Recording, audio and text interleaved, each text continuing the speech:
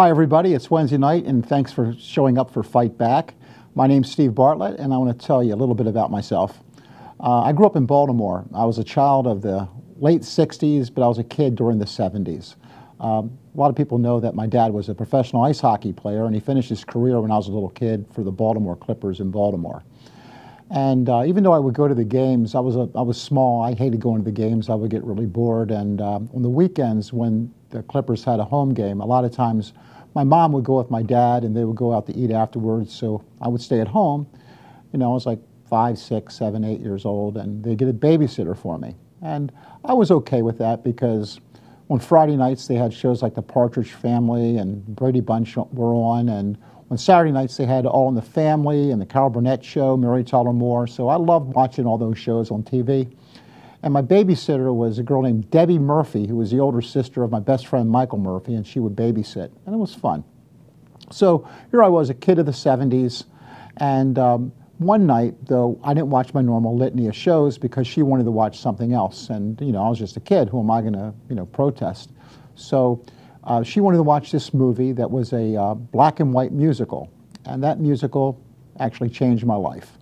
And it was a musical starring the Beatles called Hard Day's Night, their first movie, that black and white masterpiece with all those classic songs in it, and I was hooked. I became the world's biggest Beatle fan at that time. I just loved everything about the Beatles. The music, the songs were great, their attitudes, it was just so cool. I thought these 4 guys were the coolest things I've ever seen, and they became my heroes at the time.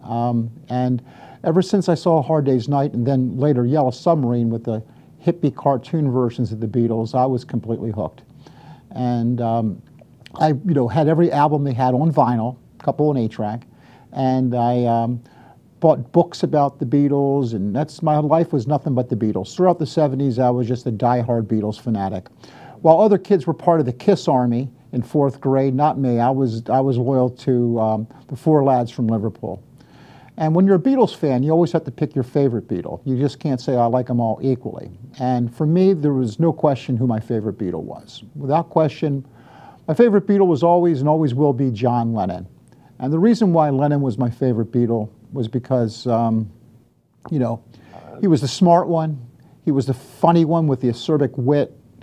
He also, was the leader of the band and didn't care what people thought about him, would always stand up for what he believed in. And then later he became the chief, protester, famous celebrity against the war in Vietnam, for equality, for peace. Maybe one of the reasons I grew up to be the big liberal that I am today is because I was a John Lennon fan, or maybe I liked John Lennon because he was a liberal and I knew I was a liberal from the beginning. But John Lennon was my hero at that time, and I was so, a giant Beatle fan. Especially with my, John Lennon as my hero, but all of that changed on December 9th, 1980. Now, I know December 8th, 1980 is the date that's the famous date, but I don't remember December 8th. That was no different from any other date to me. I went to bed, I had school the next day, and the next day my mom woke me up and told me I didn't have to go to school if I didn't want to. I'm like, why? And she told me that John Lennon was shot and murdered the night before when he was coming home from recording with his wife Yoko. He was murdered in the street. So even though December 8th is the day that everyone knows John Lennon was killed, December 9th was the day that changed my life.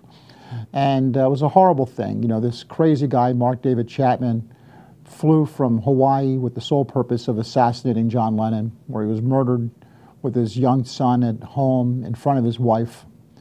Age 40. At the time I thought 40, well, that's old, but now, 40 is young. But, it totally affected me. And it affected me more than other people getting killed because John Lennon was my hero. And at the time I was in 9th grade, and when you're 9th grade, you think that your life is going to go on forever, that nothing's ever going to change. You feel like you're immortal. But then when there's such a big surprise, something so shocking that your hero gets murdered, you kind of take a different viewpoint in life. You realize that, well, if your hero can be murdered, then I can be murdered. And you realize that no matter how much we may think that we're immortal, that we can't be affected by anything, that we can die too. And it really shook me up.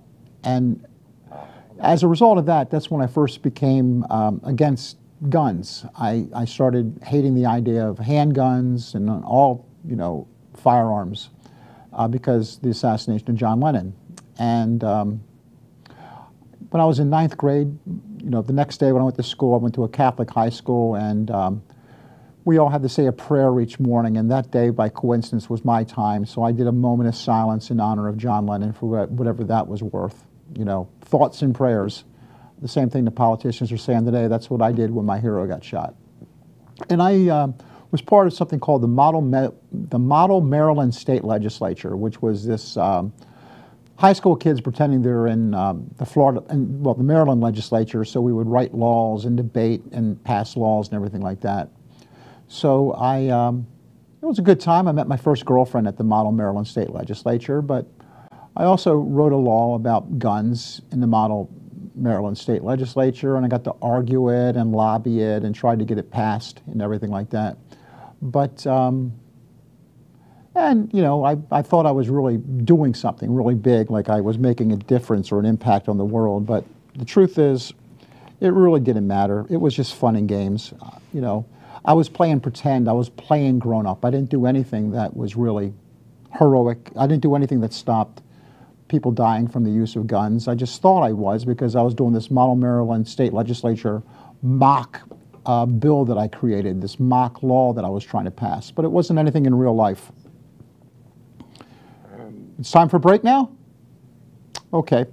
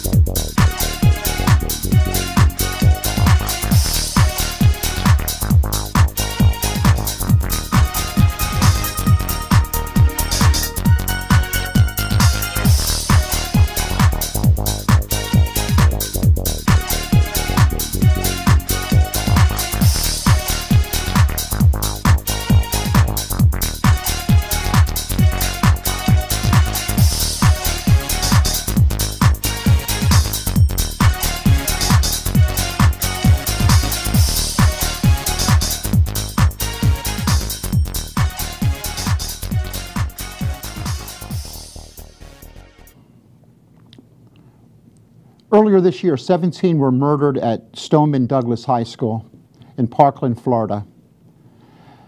However, these kids, these victims, instead of playing pretend like I did when I was in high school, David Hogg, Alfonso Calderon, Sarah Chadwick, Emma Gonzalez, I think's her name, I don't remember her name. But these kids, these victims who should be suffering from post-traumatic stress disorder, instead have become heroes themselves. And what they're doing is they created this Never Again MSD. And these heroes have actually created the march in Washington, created the boycott against Laura Ingraham, and actually had effective real legislation in Florida, which has raised the age to buy a firearm to the age of 21 in Florida, got rid of the bun stocks, and have had real impacts in the state of Florida. These kids are now my heroes. And it's ironic that when I was young, I looked at an adult as my hero, John Lennon, and now my heroes are the kids who are doing a lot more than what I've done. They're actually trying to change the world and are actually making a difference in real life. But we do have a gun problem, a major gun problem in this country. What is the gun problem? The gun problem is that 10,000 people are murdered by guns every year in the United States. Out of 100,000 deaths in this country, out of 100,000 people in this country, 10.45 of them are then killed by gun violence. That is by far the most of any developed Western country in the world. Now, liberals argue the reason why this is going on is because we have far too many guns in this country. And conservatives say, no, that's not the case. That is not the case. It's not that the problem is that we have too many guns. We have too little guns. We need more guns. The more guns we have, the safer we are. That's what they argue. I'm like, then what's the problem? Why do we have all these gun deaths if it's not the guns? And they have all these different ideas about what the real problem is. Today I was listening to the radio and Glenn Beck was saying the problem is mental health. The problem is that mental health, that's what causes all the gun deaths. Well, what? Does the United States have more mentally ill people than anywhere else in the world? Do we have more crazy people than they have in other countries? Do we have a monopoly? Is there any statistics that show that people are more likely to be mentally ill in the United States than anywhere else in the world?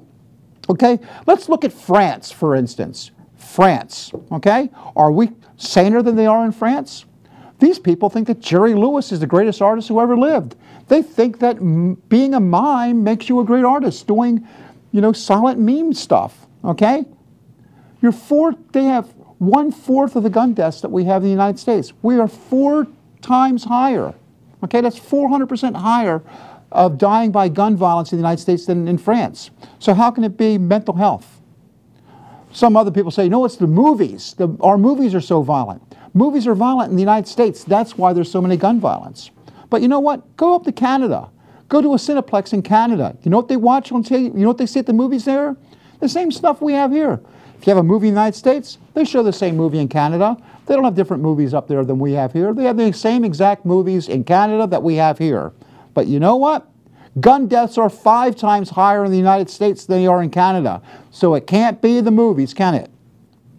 No, it's the organized crime. We got this organized criminal element. We got the mafia here. We got gangs and all these violent things. That's what causes the big violence, right?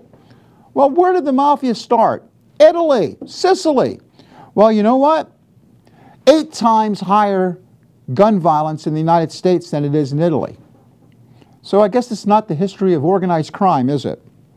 No. Conservatives say it's because of our strict gun control laws. That's what it is. If you have strict gun control laws, only the bad guys have guns and gun violence is higher. Well, let's go to Australia, which recently passed stricter gun laws. And the gun violence now in the United States is 10 times higher than it is in Australia. No, we got a history of being violent. It's this, we are so violent in the United States that we are immune to it. Well, let's look at Germany, which started World War I and World War II. 10 times higher in the United States than Germany. Drugs are the problem. Well, let's go to the Netherlands. Let's go to the Netherlands, where they have hash bars like they talk about in Pulp Fiction. Gun deaths are 18 times higher in the United States. It's urbanization, overpopulation. Then why is it 37 times higher gun violence in the United States than India? It's culture. Let's look at England. We have the same language and same laws as England, but our gun deaths are 45 times higher. And finally, it's video games. People say violent video games. Well, really, where do they play more video games? Where do most video games come from? Japan. And the United States' gun death rate is 174 times higher than it is in Japan. You're more likely to get shot and killed in Newport Richie with a population of 15,000 people than you are in Tokyo, the world's largest city.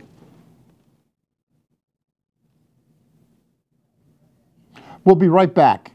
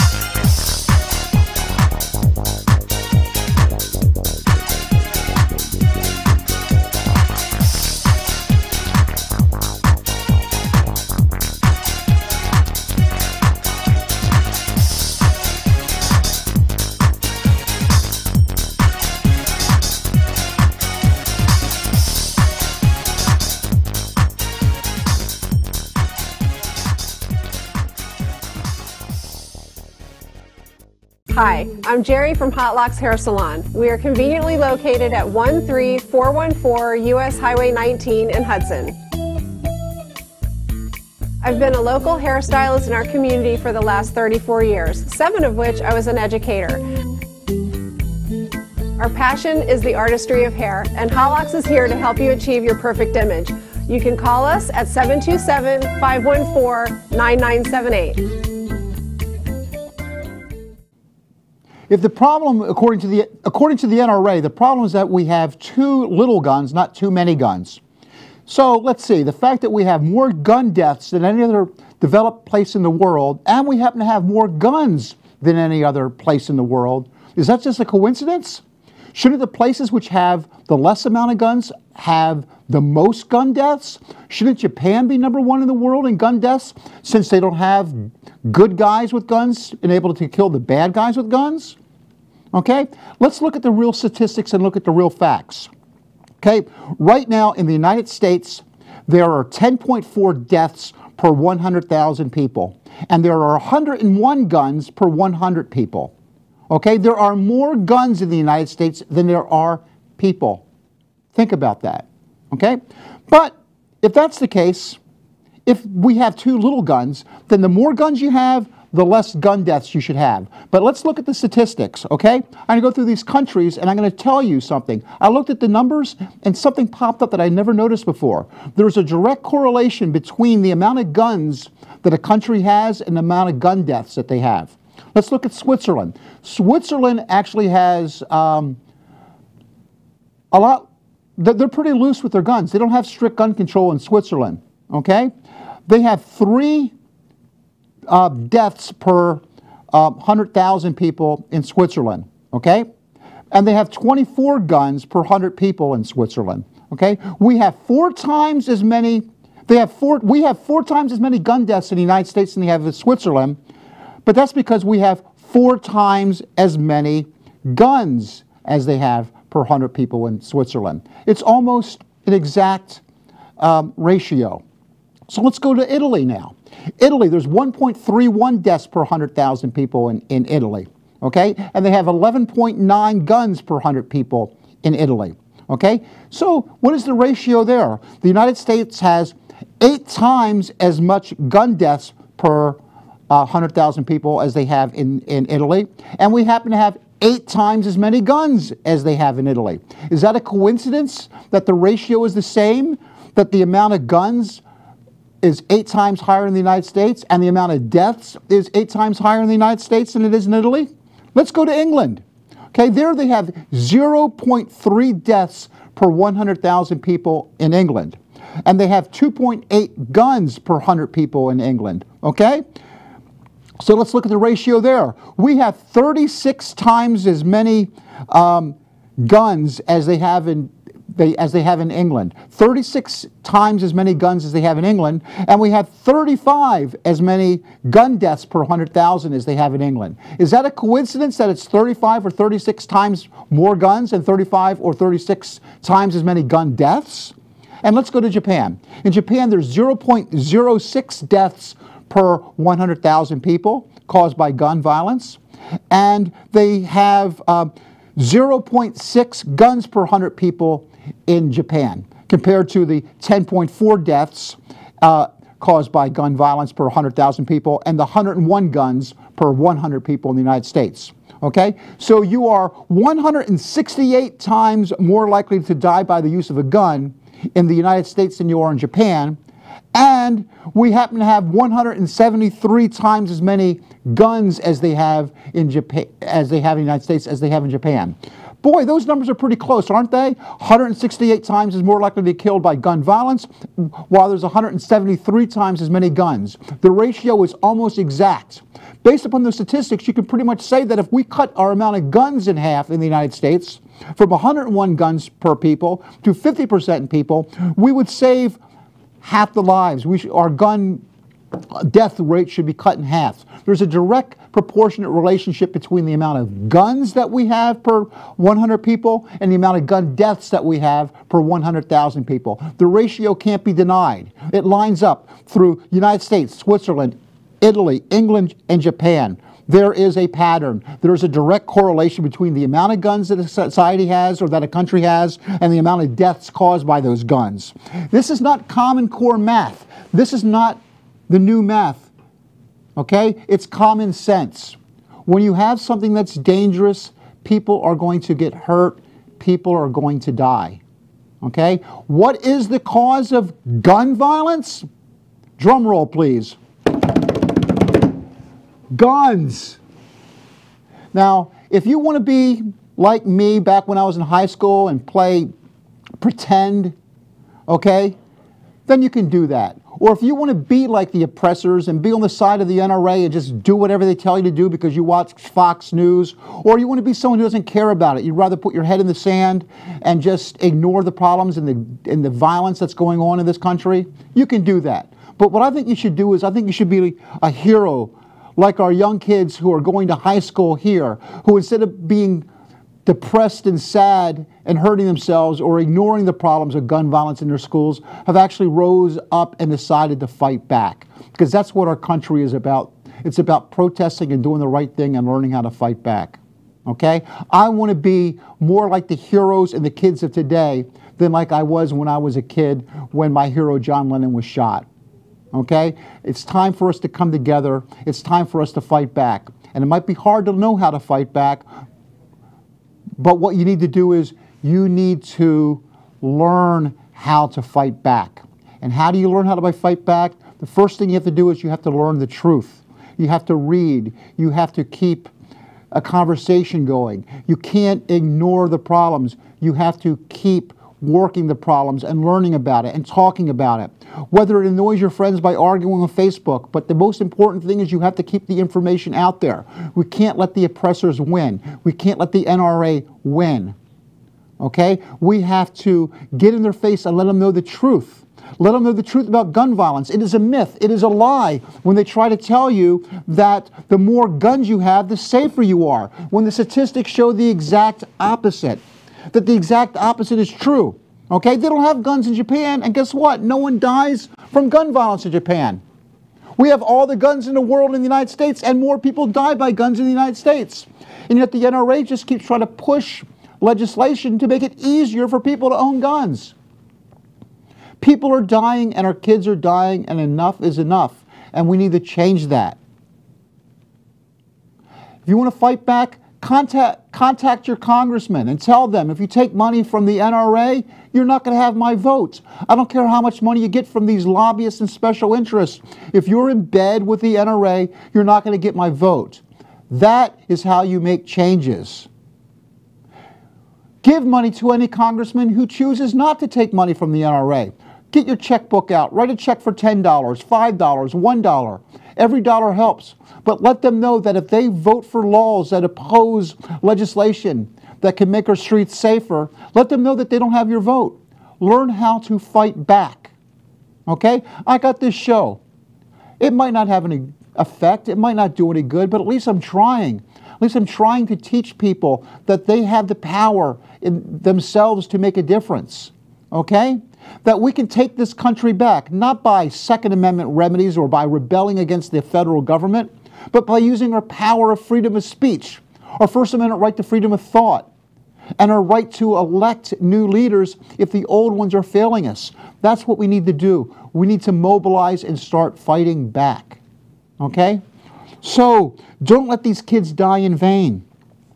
Remember that David Hogg is the true hero. Alfonso Calderon is a true hero. Sarah Chadwick is a true hero. Cameron Kasky and all the rest of the kids who are part of Never Again MSD, they are the true heroes that we have. Yes, the legislation hasn't gone far enough in Florida, but it's a start. A Republican legislature and a Republican governor created gun control laws in Florida. If we can do it here, we can do it everywhere. We have to do it at the national level because gun laws only work if it's national. We have to nationalize it. Okay? So thanks for watching the show this week. And thanks for tuning in every week. If you like the show, all you have to do is click it, say that you like it. Add ask to be added on the list so that you can't miss any other episodes. And if you go to webeamtv.com, you can watch any of the episodes that you may have already missed. Share the episodes so other people on Facebook can actually see this show as well. Okay? I will see you next Wednesday, and we will talk some more about guns. And I will talk to you about how the NRA needs to be defeated and what these people are all about in reality. See you next week.